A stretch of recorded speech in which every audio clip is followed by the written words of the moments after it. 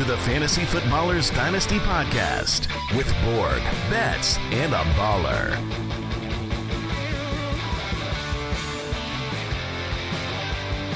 Welcome in. It's Wednesday, March 19th here. Fantasy Footballers Dynasty podcast is back. And I'm your host, Kyle Borgnoni, joined just by Matthew Betz. No corporate today. They couldn't be here. They couldn't show their face. It's wild, man. When you were entering the show and you said it's March 19th, part of me was like, that can't be true. And then I also realized at the same time, the NFL draft is like literally a month away. Fun times, man. The offseason always just, it's here. You think it's going to go slow. And then all of a sudden, NFL draft time, man. So one more month rather, before the NFL draft. I don't know if you feel this way, but every single year, you and I actually have the same exact schedule, right? Like we cover football, we go through the playoffs, we get this kind of off-season break, and then the prospects are here, and we talk through that stuff. Every single year, it catches me by surprise, and yet it should not be that shocking because the NFL tells us ahead of time what's going to happen. Yeah, it's the same every year, but you would think by now we'd get used to it, but certainly not. Yeah, I was talking to someone the other day about how the NFL itself is this monster of entertaining people and talking through things about, this team traded for offensive linemen and how that shifts things. And we're in March and that kind of still compels things. So yeah, it's still an exciting time. We're a month away from the draft. And on this episode, Betz and I will be talking through as many free agency implications as we can for dynasty purposes. You probably are one of those people that saw a flurry of moves over the last week or two, and you had a gut reaction of, oh, this is good, this is bad, this is what this means. We're trying to give you a step back and say, okay, here's what this could mean beyond this year. And so some of our thoughts for dynasty is just going to give you a picture of this player's value and then open up the conversation of what is this team doing? I feel like half of our questions about some of the moves is, now what are they up to? What we're trying to put the puzzle pieces together. Some of these have new GMs in place too that we have to okay, well, we're going off of the fact that the Jaguars GM used to be with the Rams, and so we have that system in place, but also they just signed Dyami Brown, so what does that mean?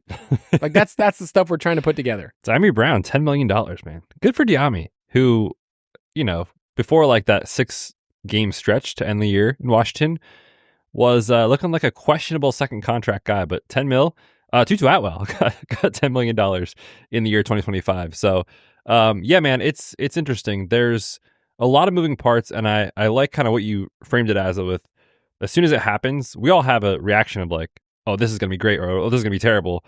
And we need to remind ourselves between now and week 17, which for fantasy is kind of the end of what we care about for this season, an unbelievable amount of stuff is going to change that nobody could see coming, right? Like when Diggs was with Houston in the offseason last year, and it was like, oh my dude, CJ Stroud, he's got Diggs, he's got Nico, he's got Tank Dell. I mean, for years, CJ Stroud is going to be the QB1 in Dynasty. That was a rational take in March, April last year. And obviously nobody saw what happened coming with the Tank Dell horrific injury, the Diggs ACL.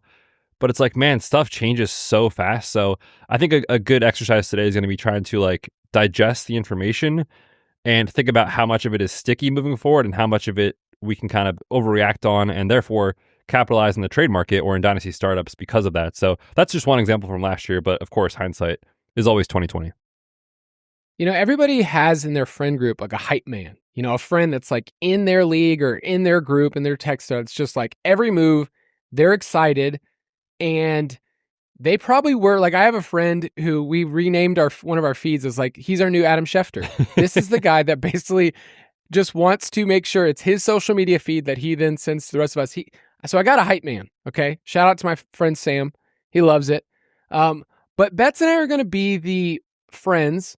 We're still having fun. We're still excited, but we're going to give you a little bit of a step back. We're sitting on the couch, kind of saying, hey, well, what about this? Have you thought about this with this player and how this could go wrong or right and all those things? Quick little trivia question, putting you on the spot about Dyami Brown. What is his highest fantasy? So he played 4 seasons in Washington. What is the highest that he finished on a season. Not in a week, but like over the course of the season, he finished as the wide receiver. What? Are we talking total points or points per game? Total points. I'm not sure it would have really mattered. I don't know why I asked that. I will say wide receiver for the sake of this show, 55. Oh man, that's great. 55! Nowhere close, my friend. Nowhere close. 80? He was the wide receiver 100 this past year. That was his highest of his career. That's wild. Because he was good in If the I would have playoffs. mentioned the points per game, you just would have been so sad. 3.3. Oh, yikes. Yeah. So a player, like I'm reading his stat line right now for his career. By the way, Diami Brown was a really fun prospect when he came out of UNC. I remember talking about it with you on a show about how he could work in the NFL, and it hasn't really worked. But over the course of 4 seasons, 102 targets, 59 receptions, 784 receiving yards, and 4 touchdowns. That's 4 seasons worth, not 1 season before. So this is where we're at. And I did do a deep dive where the value of the dollar has changed so much that what we're used to players getting, like when we started this podcast 10 years ago, I went back and looked at our show docs of the players that were getting paid. It was like Mohamed Sanu signs with the Falcons. Kenny Britt signs with whoever. And the dollar amount is like $30 million over the course of 4 years. That has changed drastically since then. Now, the running back position hasn't really changed that much for like the middling guys. It's kind of actually sad that 10 years later, but the value of the dollar has changed. So when you see $10 million with Diami Brown, take that first and go, wow, contextualize it, and then figure out like how often is this guy going to be on the field? For sure. And the salary cap just year over year explodes, right? I mean, the NFL business is booming, as they say. Yes. So you have to compare these contracts, I think, like on an annual basis, like year to year. Not apples to apples of what happened in 2019, right? Like that's very, very different scale in terms of payment. But yeah, some of these contracts were funny, like the Darius Slayton one, right? Like 3 years, just, I mean, for the last 4 years, basically, since he entered the NFL. For a player they hate. Like, this guy's probably never going to make the team this year. Like, everybody hates him. You know what? Let's just sign him to the same contract that Saquon got a year prior. It's so good. So yeah, man. But the salary cap is exploding, and you're seeing that in these contracts. DK Metcalf, for example, the 5 years, $150 million type of thing. So it's a good time if you're an NFL player. If you want to get all of those updates, one of the things we do behind the scenes, we update every single team's opportunities. So their vacated targets, what's available in the offense, the contracts of the actual players. Like, okay, here's what they have. They're on the books for another 2 years. All that you can find in the Dynasty Pass, which is part of the Ultimate Draft Kit Plus. Go to udkplus.com if you want to be a part of that. It is an ever-moving, living, breathing thing, and one of the best ways I can describe to people is like, you're used to buying a magazine, and immediately that thing is out of date. The app, you can actually see the updates right in front of you. It also has a news feed. So the Ballers were really smart years ago to say like, hey, digital products are where things are moving, and so the UDK is one of those things. udkplus.com if you want to be a part of that. But Betz, let's talk free agency. Free Agent Frenzy. So I mentioned earlier that last week was the heavy hitting week of getting instant reactions of this player signed with this team. Here's what it means. Now, often the conversation for that is about redraft. And so for Dynasty, I think we're trying to give you a deeper dive, talk about these teams from a philosophical and just scheme. Like, how is this team going to use this player? Where are they going to work on the field? What have they done in the past? What has the play caller done in the past? So we're going to talk about some of those things. There is so much, like originally, just little tease here. I wanted to title this episode, and maybe I still will, 55 free agency implications for Dynasty. 55! And I wanted to dare Betz, like, let's do all 55 things here. The first ever 3-hour episode. Yeah, and mostly because like Andy, Mike, and Jason aren't here this week. They're on spring break with their kids. So it was like, if ever there's a time to do a 5-hour episode and call it this is like the most footballish thing we could do. We met in the middle though. I like that. I like that you and I like found common ground. So I'm going to give 5 things. You're going to give 5 things. Okay, so there's our little 55 time. But also, there is an article on the website if you want 55 free agency implications for Dynasty. That should be out, and you can kind of see like our lay of the land for each position. I'm going to let you start first, And the way this is going to work is Betz is going to intro, and then hopefully we'll get to a dynasty value question. If you're a listener, you're like, hey, you guys talked a lot, but like, what do I do in my league? We're going to give you some practicals. So Betz, you go first. Yeah, for sure. I'm going to start at the top with Seattle. And if you look at last year's roster compared to this year's, entering 2025, it's just so different outside of Jackson Smith and Jigba. Of course, they trade Geno, now you get Darnold. Metcalf's gone, now you have Kupp.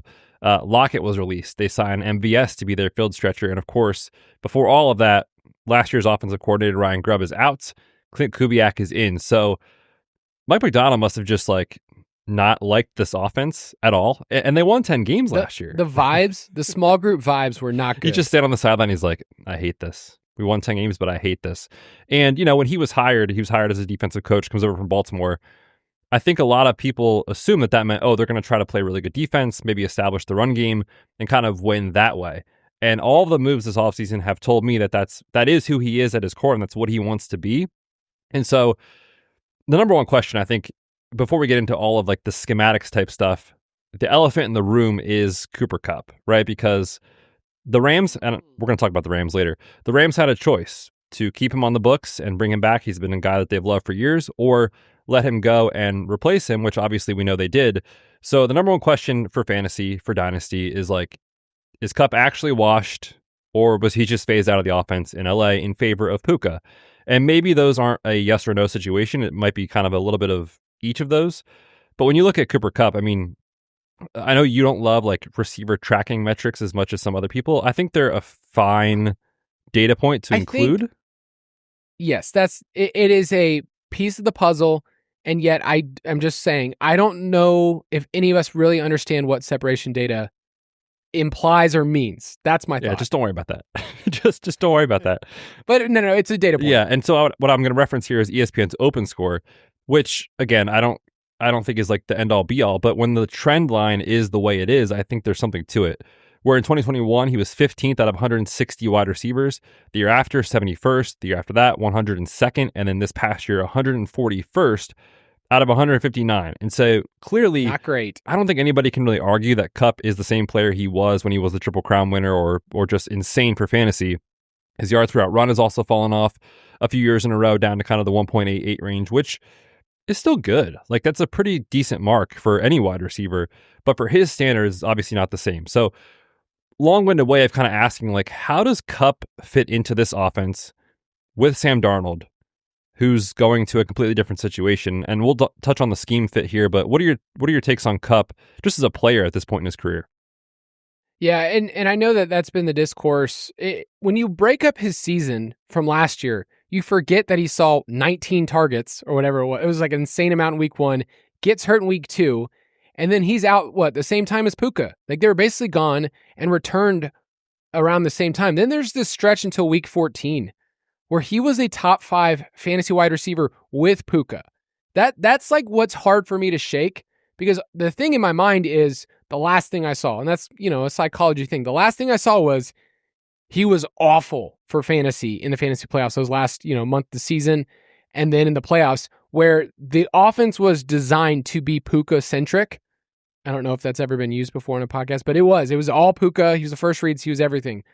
So Sean McVay must have seen something, because the design plays were not there for Kupp. It wasn't just they missed him on a deep shot. So I do think we're looking at the regression from just an overall skill set. I think he can work. I just didn't expect him to be in an offense that runs too wide. So I think they're going to have to shift. I think their plan going in with Kubiak is, we're going to be heavy set and do these 2 wide receivers, and then you're going to get punched in the mouth and realize you're going to be behind in some games, so you're going to have to run 3 wide. For sure. Yeah, that's the other question with this offense is how much does Cooper Kupp have left in the tank? And then how is it all going to fit? Because last year with the Saints, which that's where Kubiak was, they were 31st in the rate of 3 wide receiver sets used, yet JSN played over 80% of his snaps in the slot.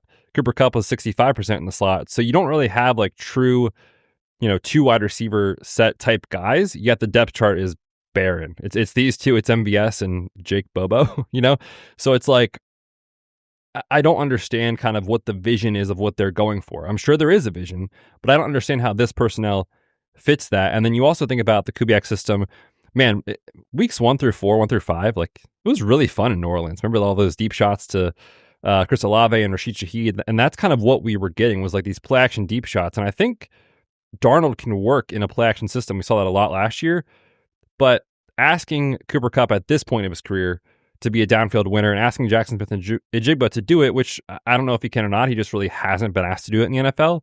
To do those things is a major question mark for me. So I do think that the overall pieces don't fit perfectly here in this puzzle, and that's where I'm just trying to figure out like how it all works.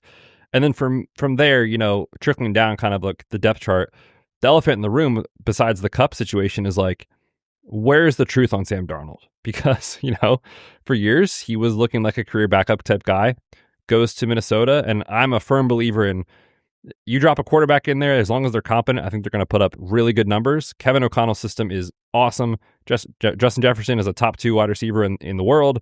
Jordan Addison is a great number 2. TJ Hawkinson, Aaron Jones can catch the football out of the backfield. It was all there.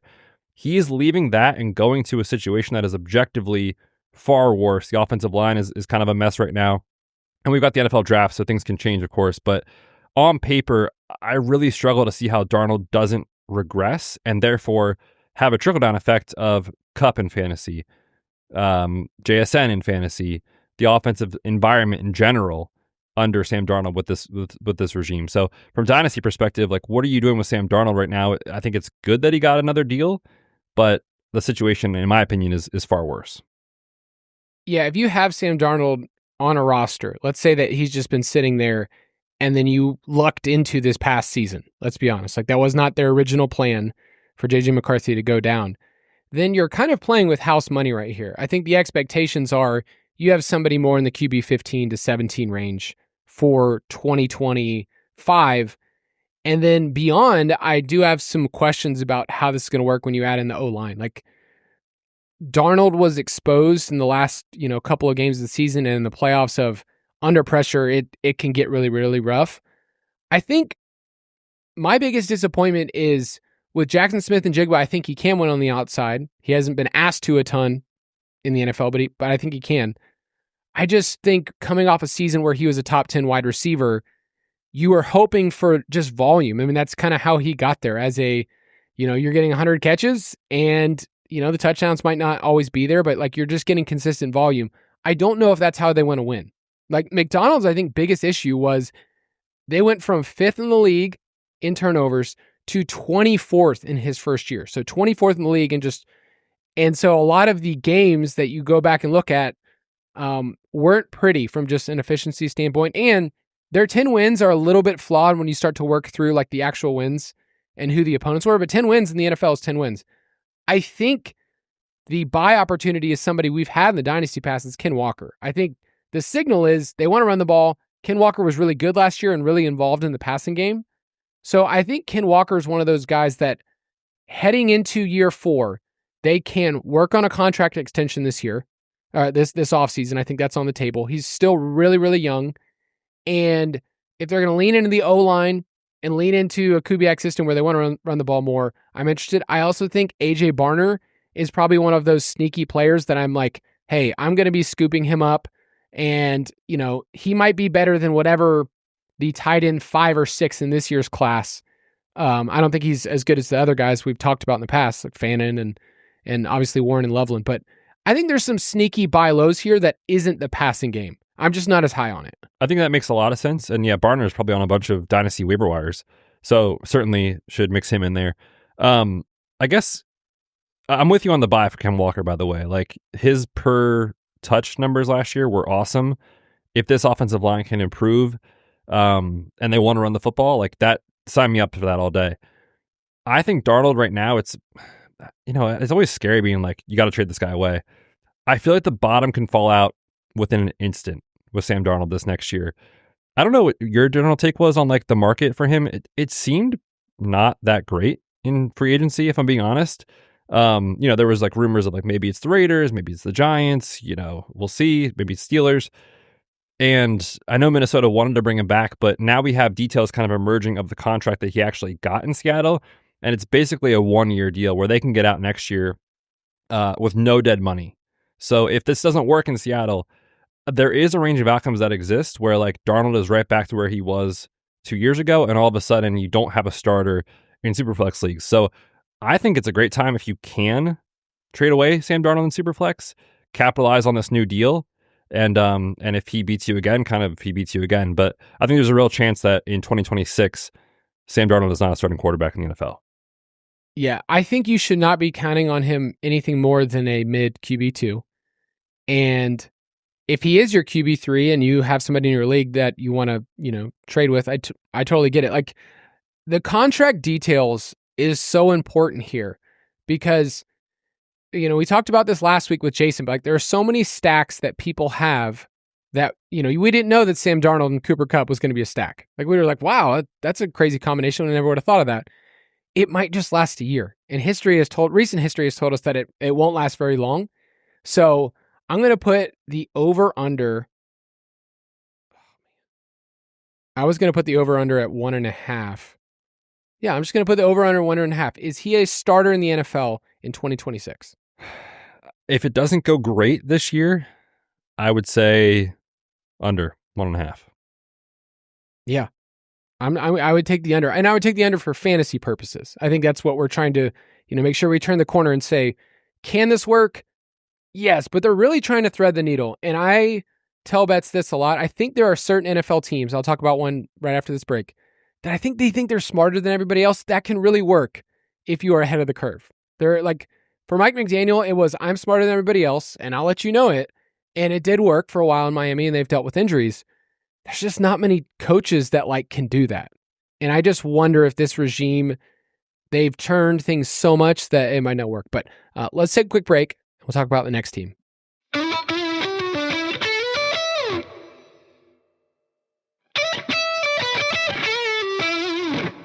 All right, from Seattle to, I'm asking the question, what is Houston doing? Like, what?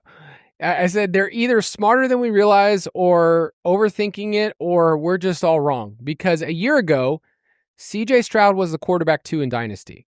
After the Diggs edition, which happened in early April, I went back, and you can do this if you want to. It's a fun little exercise, is find values, like certain windows of value for certain players. So man, remember when CJ Stroud was really, really hot?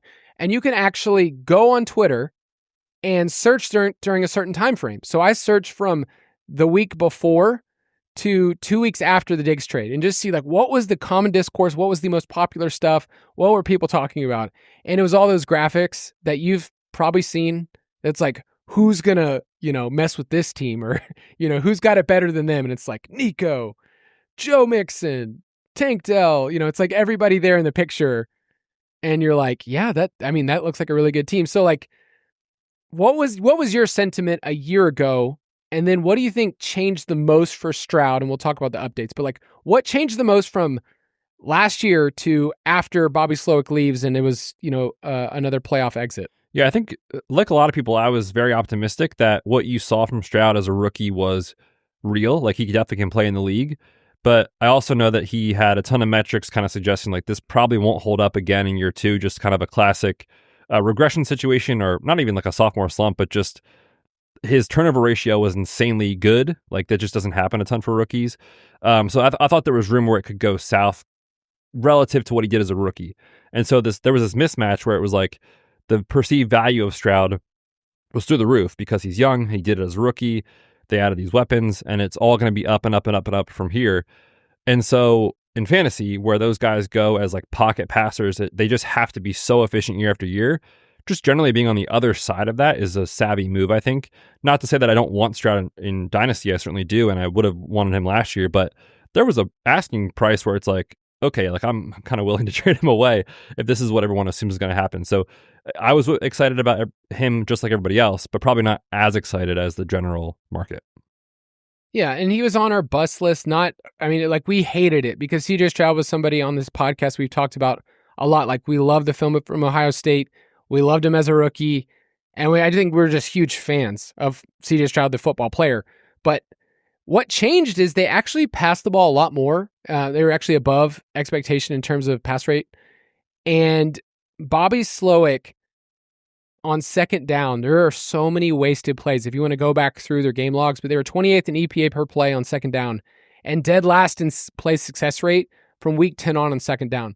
And second down, you might be like, okay, well, as long as you're good on first and third, it's fine. It's like second down is one of those downs where you get to have these manageable situations where either you could run the ball, on second or third and 2, third and 3. And I feel like it just put him in a ton of positions where he just had to win. And we know he's not quite the scrambler as other guys. He saw 235 quarterback pressures, the most in the NFL. And he also didn't throw to his first reads nearly as much. It was just 60% of his throws. Part of that can just be injuries. Like when Tank Dell's out, when Diggs is out, and you have Xavier Hutchinson running around, it's like nobody's open. You can't throw to a first read design guy on the play. And Nico is out for part of the year. So injuries is something that we can explain away. But the fact that during free agency, they have traded away most of their offensive line, how are you taking that from their organization? Like, are they saying these guys weren't as good? And I follow certain O-line people, like Betz and I are not going to be the people to tell you this technique was good and bad. But it seems like they're signaling that they know better than, we're trading Larry Tunsil to Washington. Or Kenyon Green, he was a first-round pick from a couple regimes ago. We didn't really like him. Like, it just seems odd to take somebody in the prime of his career with a rookie contract still, like Stroud, and then say, let's have a clean slate here. Yeah, I don't know a lot of the truth of this, but I know some people closer to Houston and that situation have kind of suggested that the guys that they traded away are perhaps not like the best fit culture-wise with this staff. Like D'Amico Reyes, I mean, he's a football guy, right? Like, show up, first one in, last one out, lunch pail, all the football isms that you can think of. And I've kind of heard that maybe those guys don't fit that as well. So maybe they're just saying like full reset. Let's trade those guys away and just kind of start over. And maybe they're saying, look, it can't get worse. I mean, the offensive line was a complete disaster. Stroud was just shook the entire year. Like playing behind an offensive line that can't block without Nico Collins for part of the year, without Steph Diggs and without Tank Dell at certain times, like it's not surprising it didn't really work, right? So I think it's more of a culture reset type of thing.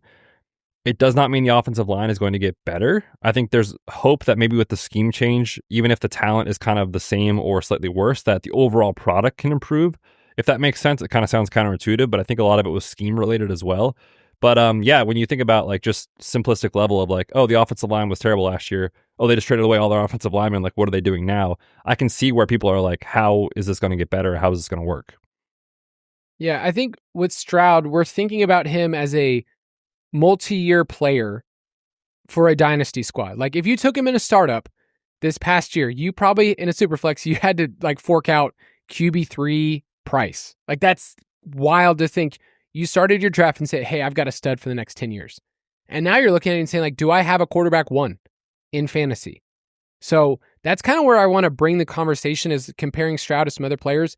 Bobby Slowick is gone and they replaced him with Nick Caley, who was a tight ends coach with the Rams and tight ends coach for years with the Patriots.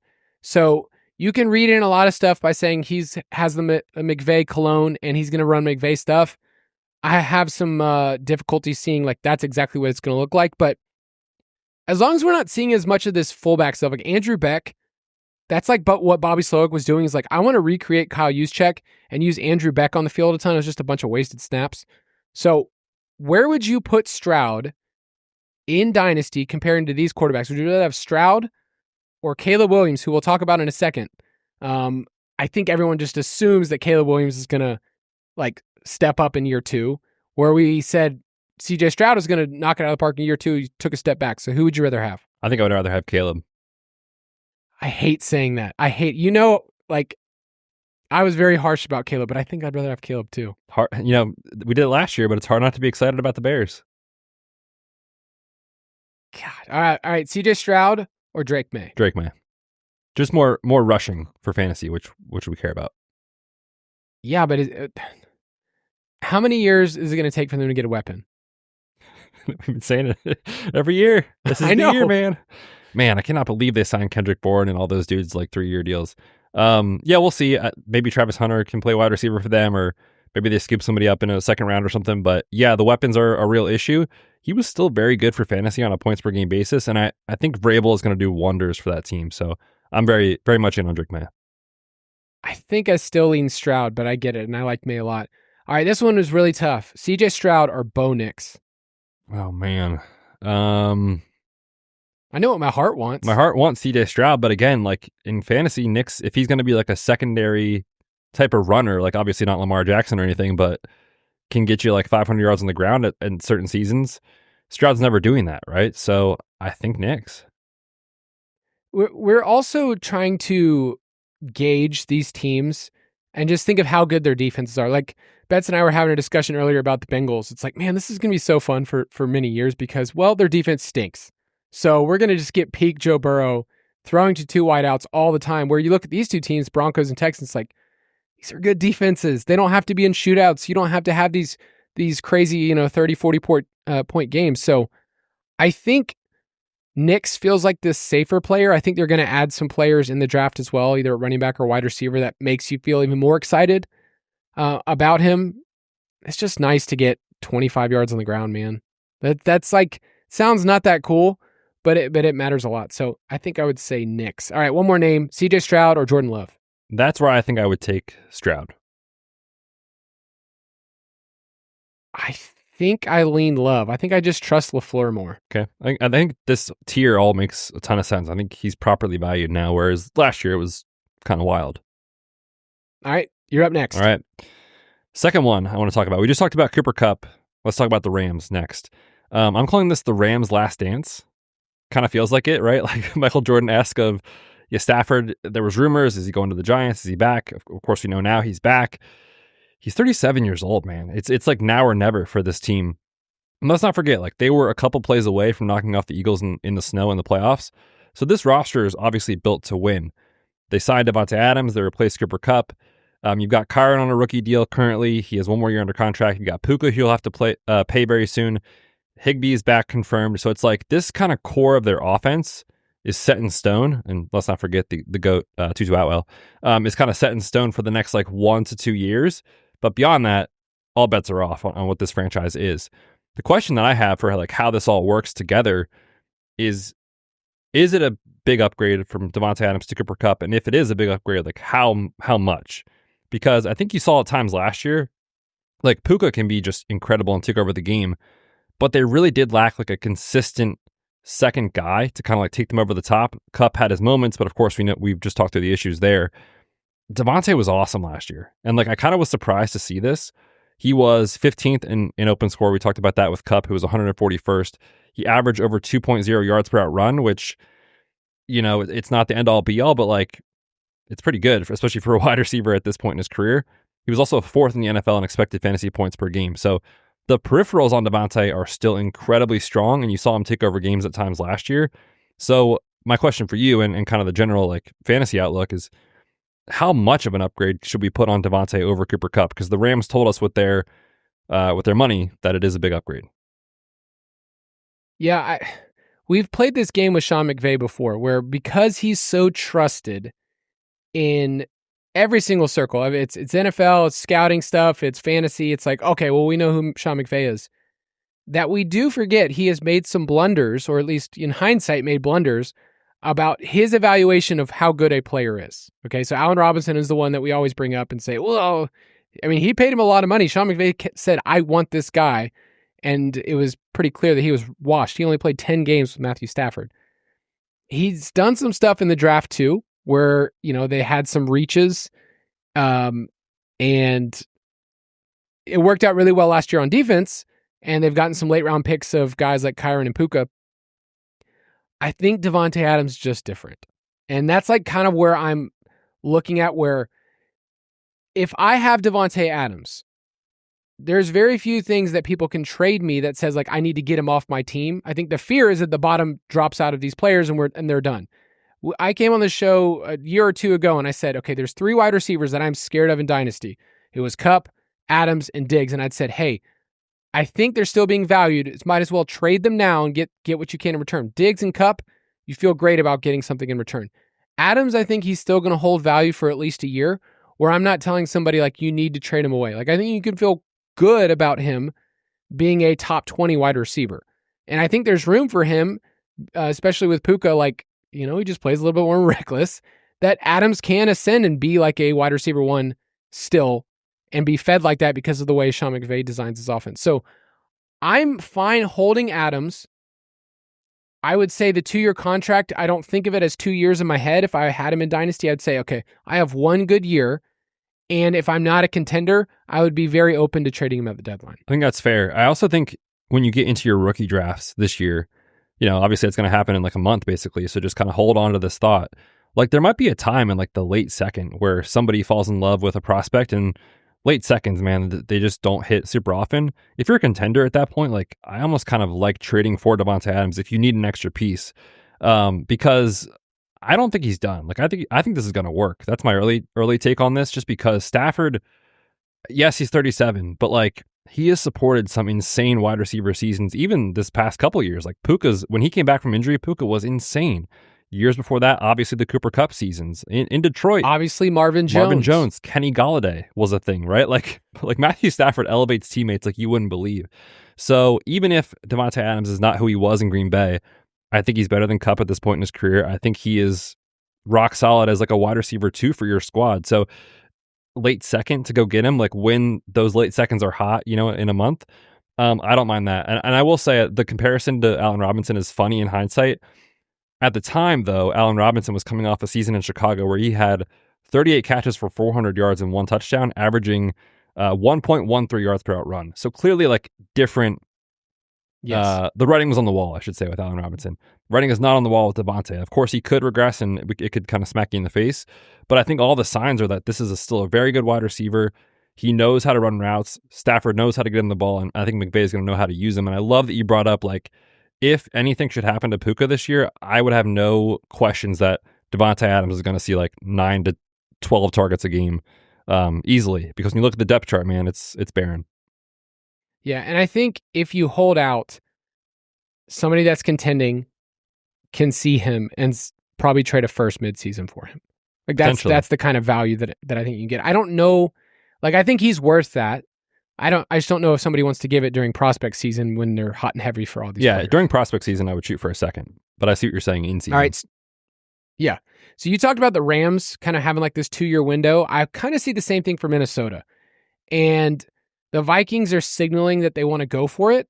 They've made so many additions. Like I feel like every single day there's a new addition of somebody on the defensive or offensive line. I'm like, oh, Jonathan Allen, he's a Viking now? I guess they just keep adding players and they have this mix of dudes. They have a rookie contract, and hopefully you understand that changes things with NFL teams. I mean, a lot of the way that things are structured for NFL teams, it's like 50 or 60% of the roster is a rookie contract or somebody within the first 3 to 4 years of their deal. And you definitely want to take advantage of that with a quarterback. So with J.J. McCarthy under center, they decided to bring back Aaron Jones on a 2-year deal and then trade for Jordan Mason and give him a 2-year deal. Jones has $13 million guaranteed. Mason has $7 million guaranteed, and Mason has some escalators in his contract if it gets to 800, 900, or 1,000 yards. This team benefited from having some pretty wild game scripts. 76% of their offensive plays, they were either leading or tied. That was the highest in the NFL.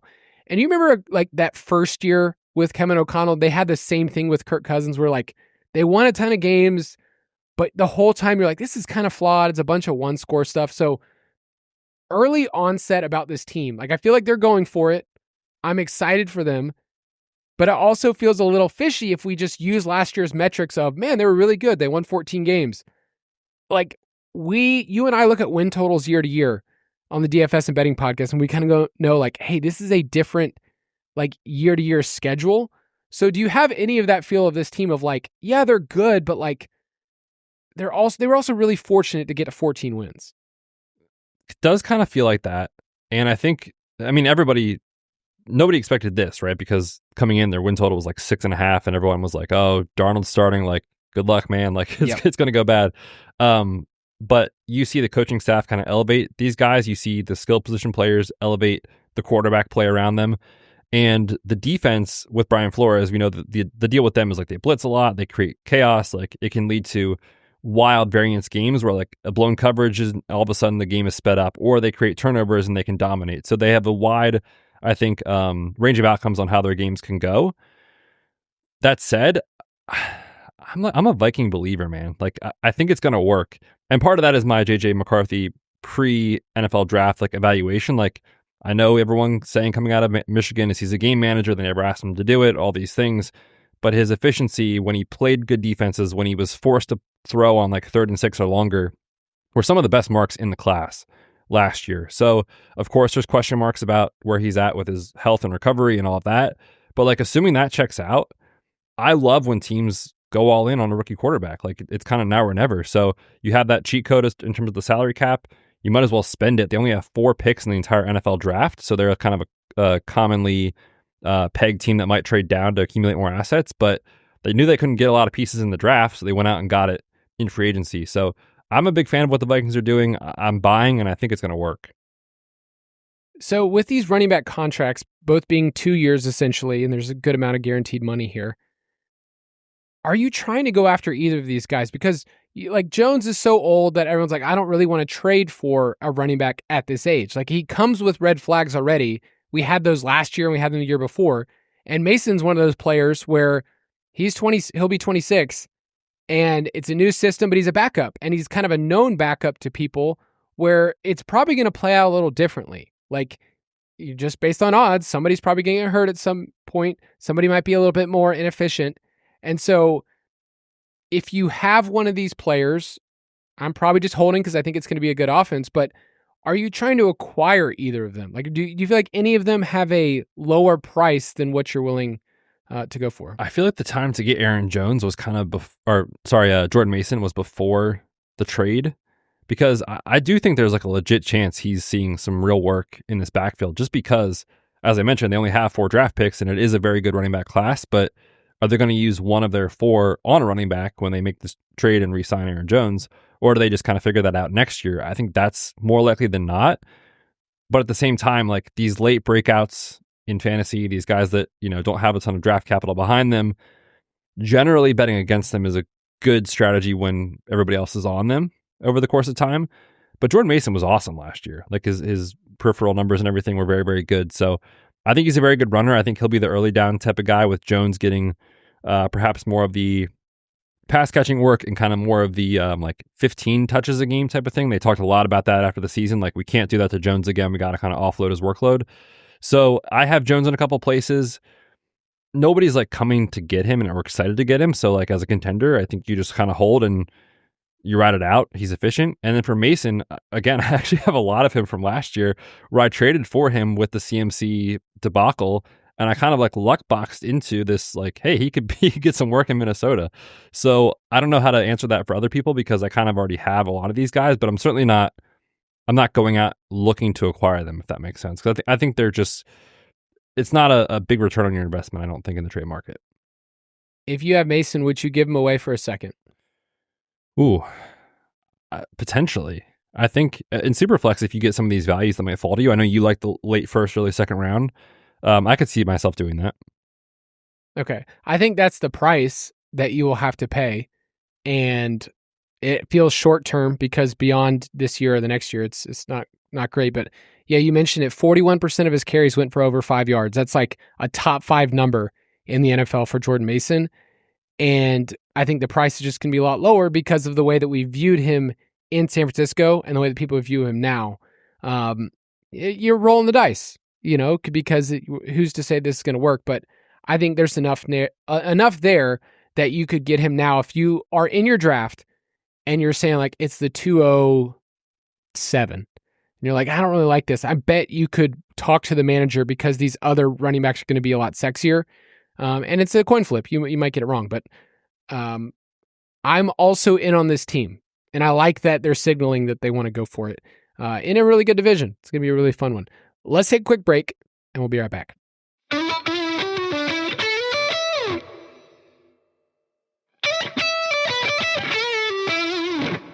All right, we're back. We're still talking fantasy implications of these free agency moves. I think I messed up the order of that. Free agent implications of free agents. No. Oh, well.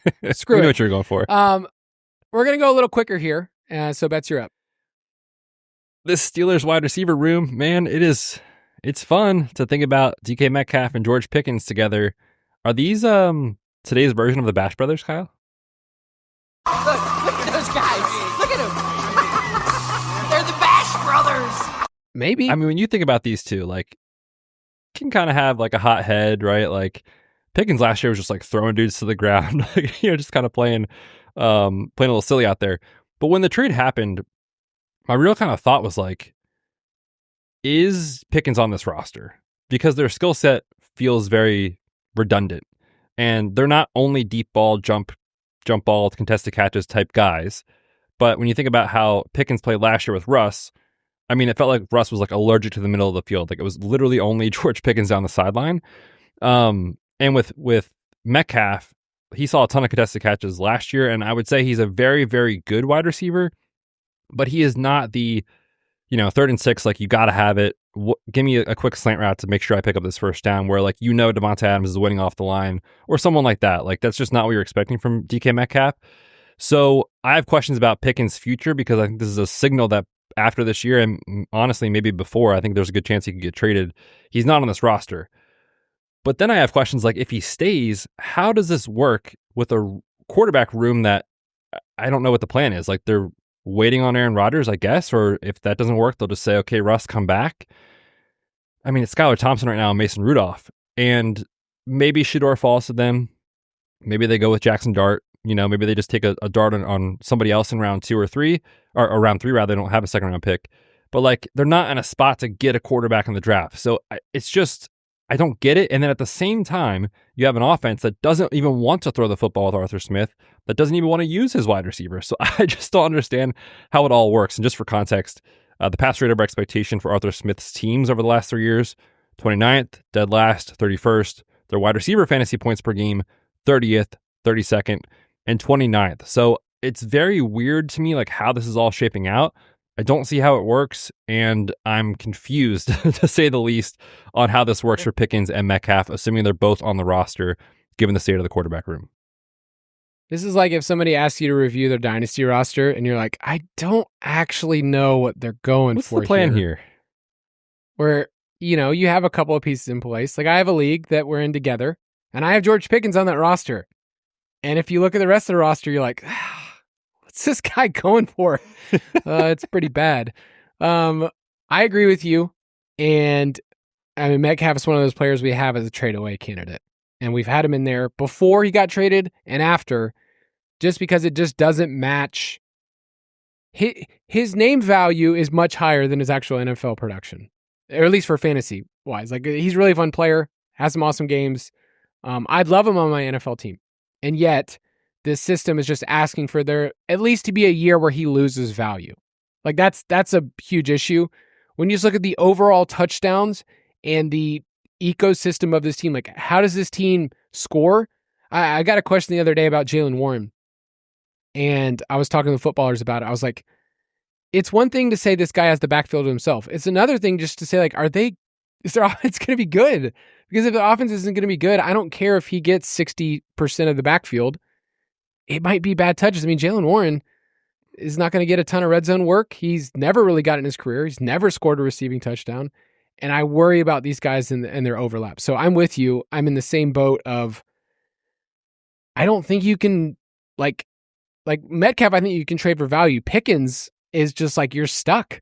You're hoping he goes to a better place. I think you got to ride it out for this year and hope you recoup some value next year. Because I think the writing's on the wall. They probably don't sign him to an extension. Do you agree?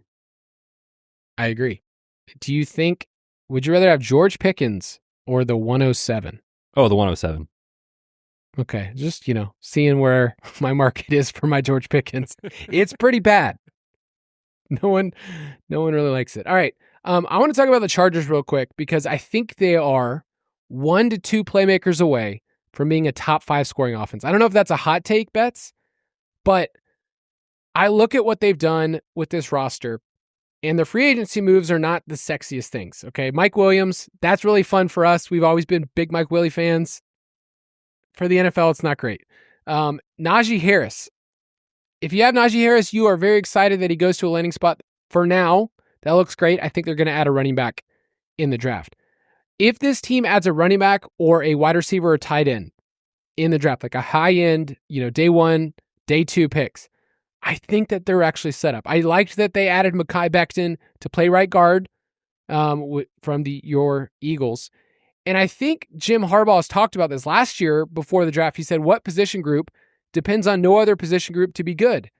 And he talked about how is the offensive line. He said that on April 4th. And then they take Joe Alt as saying, like, this is how we want our team to be set up. Justin Herbert was so much better after the bye. I feel like they had to work out some kinks of what works for this offense, what works in play action, what are his strengths. And his efficiency was there. He had the highest quarterback rating of his career, highest yards per attempt of his career, and the highest graded passer on play action according to PFF. I think this team can work with 1 to 2 more play action guys. I think it just matters what rookies fit their system. Najee is one of those guys that they can give the rock, and it's not going to be the sexiest thing in the world. I think that there's a complement that they could add in the draft of somebody who is more of a man gap style, which is the Greg Roman system, and who could be shot out of a cannon and kind of be this complement to him. So I think the backfield's going to end up being a 1-2 punch. I don't think it's just going to be Najee who gets all the work. But I like this team. They have picks 22, 55, and 86. And I think with those picks, they can get at least 2 playmakers. And I think this team could take a step forward. I like that take. The only question I have in terms of Dynasty is what are you doing with Najee Harris? Because right now it feels great, right? It's like, this is probably one of the best landing spots he could have gone to. Yes. And when he signed, the original reporting was like, okay, 1 year, we don't love that, but up to $9.5 million. Then the truth comes out, it's like, this is a 1 year, $5 million and change, basically, base salary with incentives up to about $10 million. So the reality is, there's not a lot of financial commitment to Najee. And you mentioned those picks that they have. 22 is maybe Omari and Hampton range. We'll see. In the second round, there's a lot of good running backs that are going to be available. And in the third round of that pick, there's a lot of running backs available. And you mentioned the depth chart. It's Najee, space, Kamani Vidal, and Hassan Haskins. Oh, pour one out for Vidal. I know. He was fun last year for the preseason. So I almost think it's a guarantee they're drafting somebody. The question is, what is the quality of that running back? Are you going to be sweating that it's one of these Ohio State guys or something like that? Where it's okay, now the value for Najee is way lower than it was a month ago. So I think my take on Najee is if I have him and I'm a contender, fine. You could get RB2 numbers from him, hold him.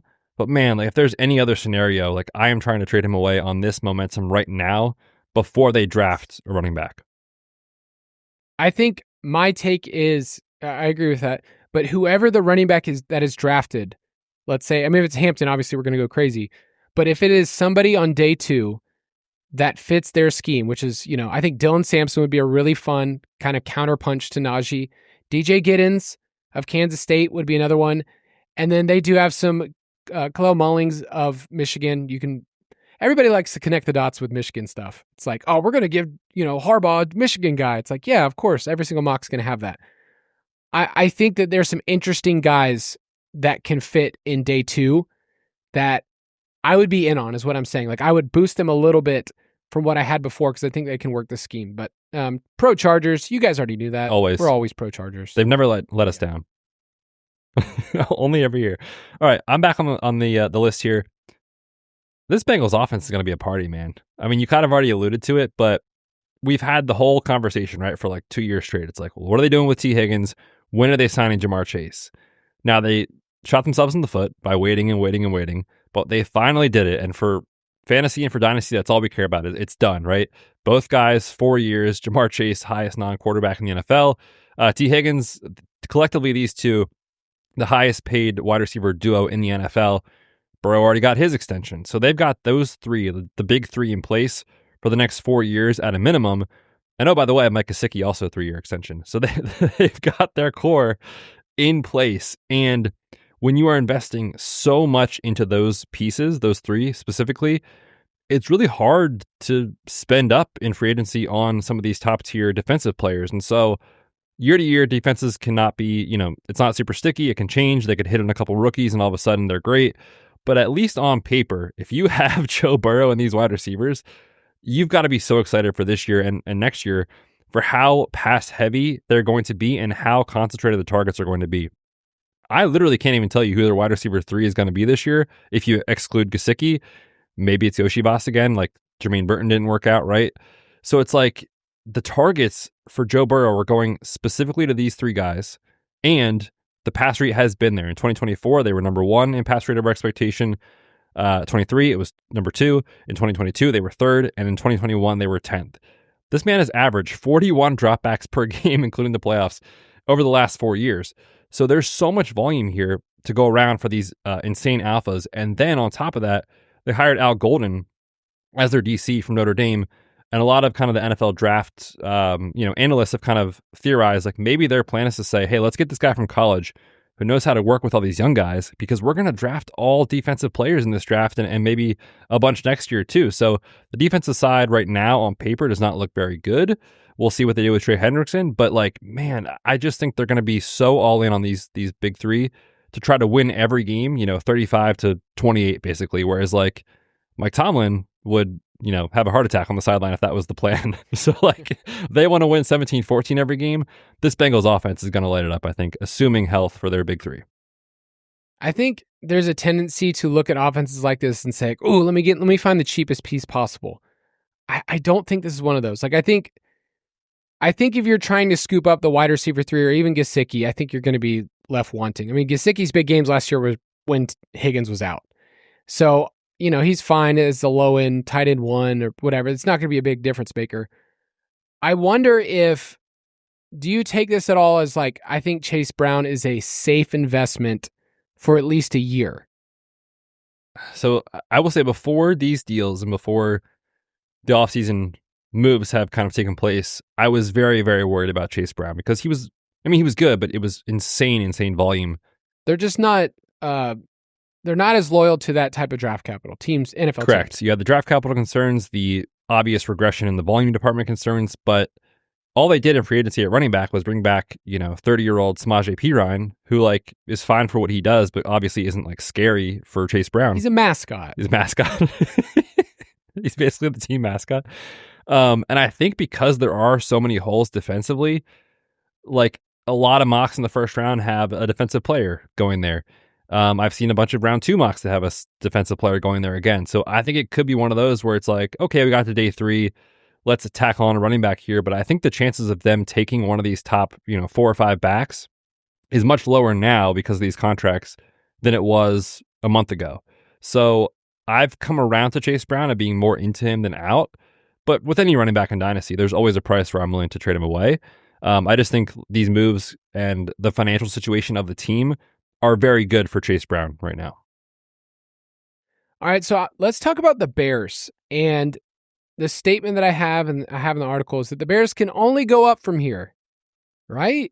I mean, that's the sentiment a lot of times when you look at teams where you say, oh, they can only go up from here, when there are scenarios where things stay status quo or maybe even get worse. But they improve their offensive line. You probably saw it. It was really like in a very short span where it's like, oh, they have Kevin Zeitler. They outbid a ton of teams for Drew Dahlman, Falcons center. They traded for Jonah Jackson. They basically said the interior of the offensive line, we mean business here. We want to protect Caleb and Ben Johnson. I'm assuming, did you see the photos of him on his press conference day and then him, like 2 weeks later? So good. Dude, that man he looks aged. like he's been through it all. Yeah.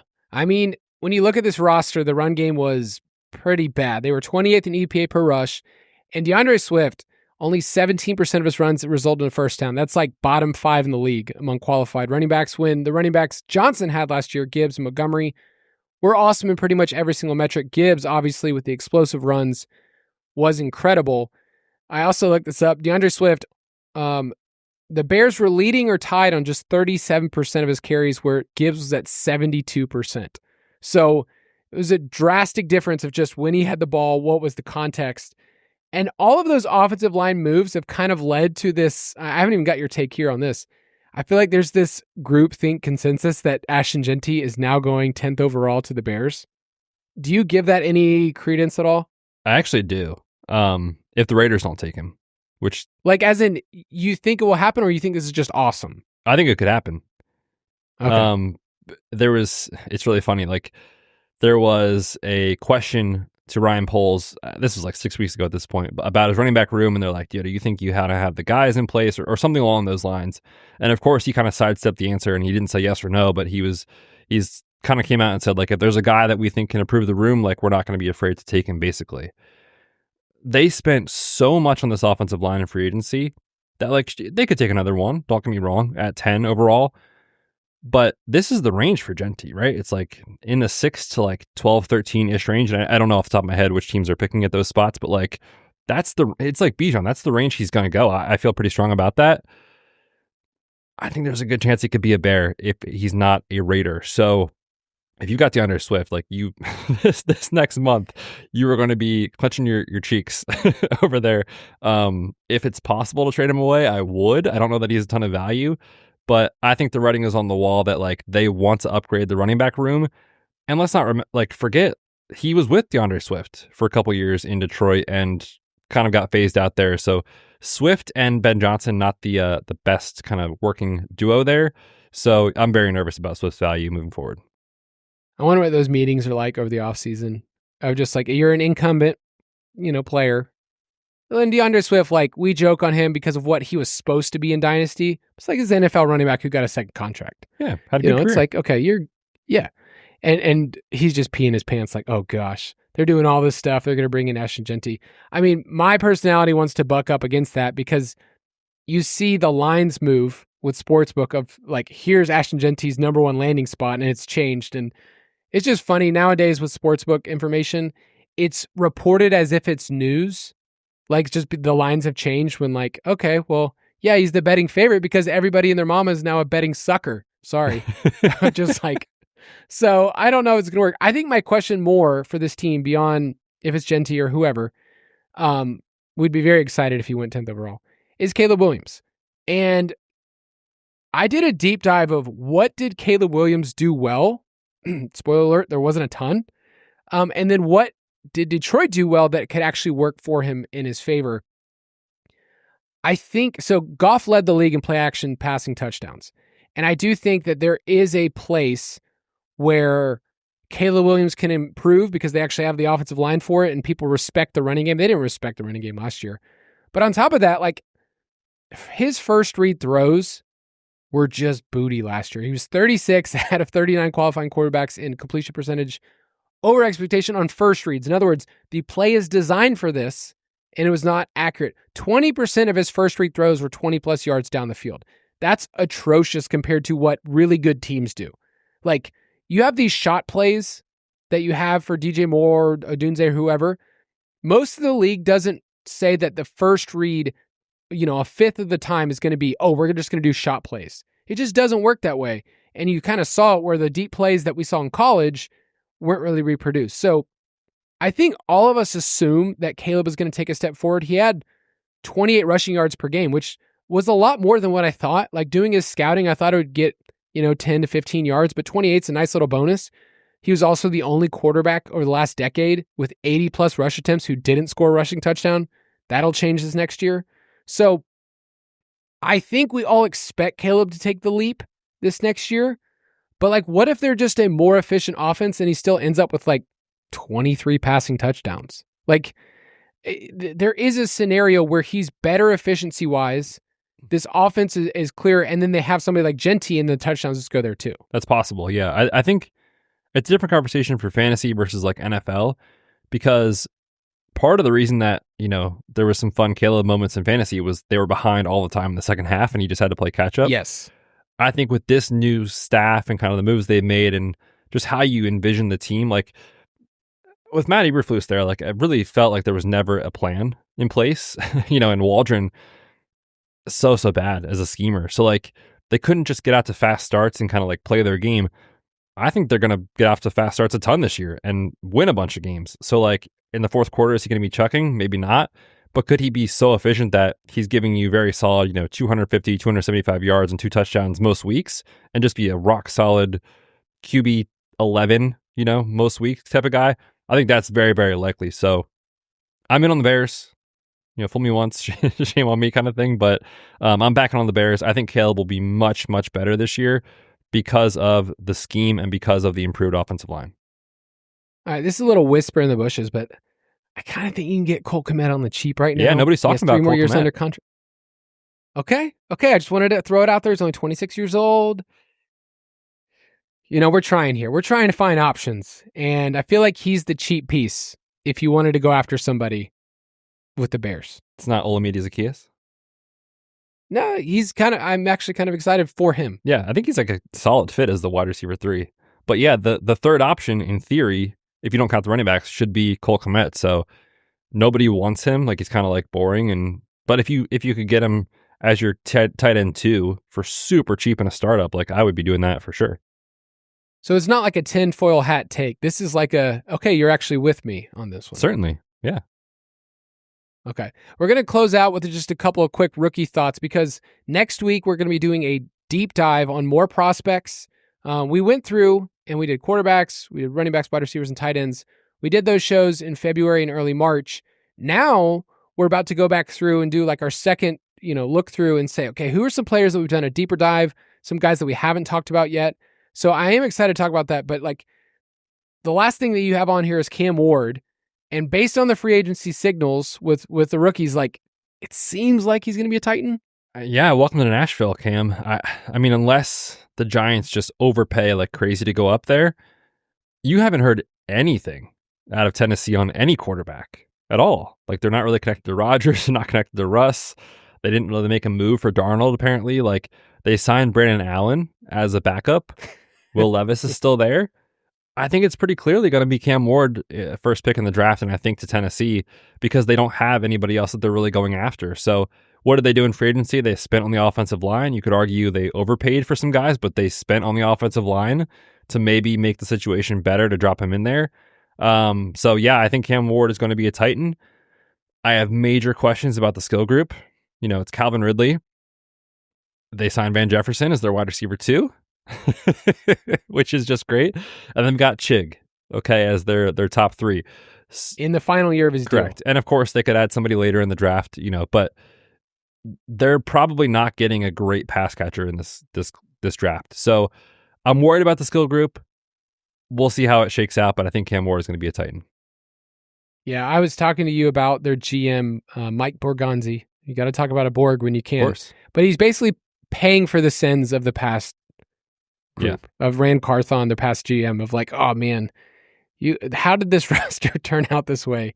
And it'll be a slow build, but also, if they're a train wreck, is Callahan still a coach next year? I don't know, man.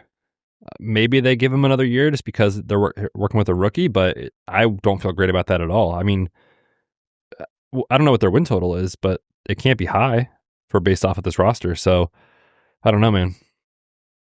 Yeah, I just have major concerns here. Even the offensive line, it's like nice that they're trying. I still have worries about some of it. And just my last little thing, after all the free agency stuff, Betz and I have put in everything in the Dynasty Pass. My biggest takeaway is that if you have a late first, early second round pick, you should be excited. I think these picks are more valuable than we realize, but I also need to counter that and ask you this question as we're closing down the episode.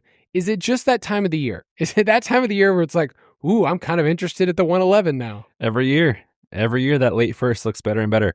I'm with you, man, because when you look at some of our mocks in the Dynasty Pass and some we've done on the show, I mean, you're getting guys like Tyler Warren at the 109, 110, whether it's Colston Loveland, who I'm high on. Luther Burden was the hotness. Now nobody cares about him, right? It's like, I think there's going to be a hit or two in that range. Which means I like Luther Burden right now. Oh, because no one's on him? Now you're back in? Yeah, the value. Yeah, but I'm with you. And because the running back class is so deep, I do think you'll see some talented players go this year in the early second, whereas like in previous years, they'd be the 107 or something. Yeah. Make sure you can participate in mocks all the time. We have some of those in our Discord channel. I'm going to be this week hopping in and getting to get a feel from one of our Dynasty channels doing a Superflex mock. And next week, we'll be doing a deep dive on some prospects, talking about some players that we kind of like, we haven't got to bring up. Maybe it's some of those guys that's like, hey, I've been holding this close to the chest. I've shared this with recently a certain player that I really like, that I hope I get in the second round of my draft. That's going to do it. Make sure you check out the Dynasty Pass, part of the Ultimate Draft Kit, udkplus.com, and we'll see you next week. Goodbye. Thanks for listening to the Fantasy Footballers Dynasty Podcast. If you want to take your dynasty skills to the next level, check out thefantasyfootballers.com.